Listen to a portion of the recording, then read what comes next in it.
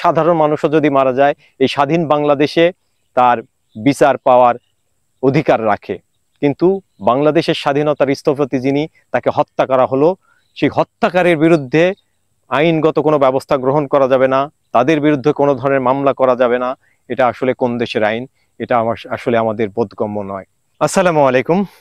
আসলে বিগত বছরগুলোর তুলনায় যে 15ই আগস্ট জাতীয় শোক দিবস পালন করা হতো আমরা সকলে জানি, এবং সারা বাংলাদেশে এই দিবসটিকে উদযাপন করা হতো এবং এমনকি সরকারিভাবে উদযাপন করা হতো।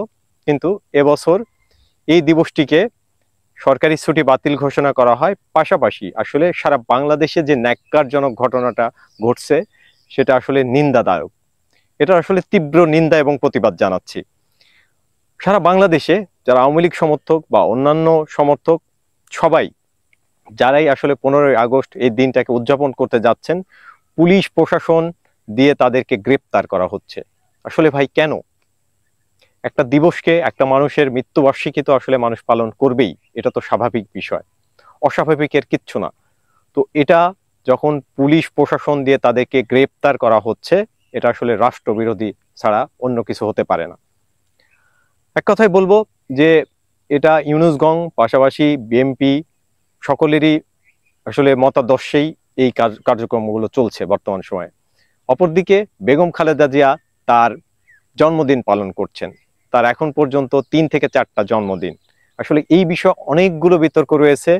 আর 15ই আগস্ট এটা তো সমগ্র জাতির একটা দিবস, যে জাতির বাংলাদেশের স্বাধীনতার সর্বাধিনায়ক বঙ্গবন্ধু শেখ মুজিবুর রহমানকে এই দিনটাকে হত্যা করা হয়।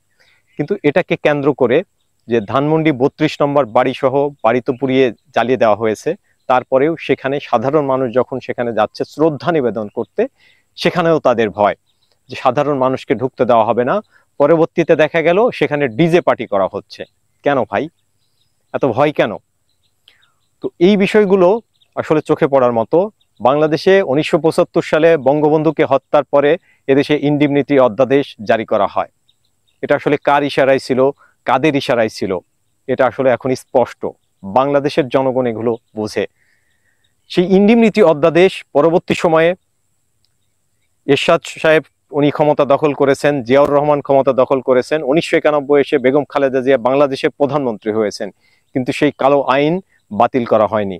অবশেষে 1996 সালে যখন শেখ হাসিনা সরকার ক্ষমতা দখল করে, তখন এই অধ্যাদেশটাকে বাতিল করা হয় এবং বঙ্গবন্ধু হত্যার বিচার কার্যক্রম করা হয়। একটা সাধারণ মানুষও যদি মারা যায় এই স্বাধীন বাংলাদেশে তার বিচার পাওয়ার অধিকার রাখে। কিন্তু বাংলাদেশের স্বাধীনতার স্থপতি যিনি, তাকে হত্যা করা হলো, সেই হত্যাকারীর বিরুদ্ধে আইনগত কোনো ব্যবস্থা গ্রহণ করা যাবে না, তাদের বিরুদ্ধে কোনো ধরনের মামলা করা যাবে না। এটা আসলে কোন দেশের আইন? এটা আসলে আমাদের বোধগম্য নয়। তো এটার সাথে আসলে সকলেই জড়িত, আর এগুলো থেকে আপনারা সকলে বিরত থাকুন। আর এই ছিল আজকের ভিডিও। সকলে ভালো থাকবেন, সুস্থ থাকবেন। আসসালামু আলাইকুম।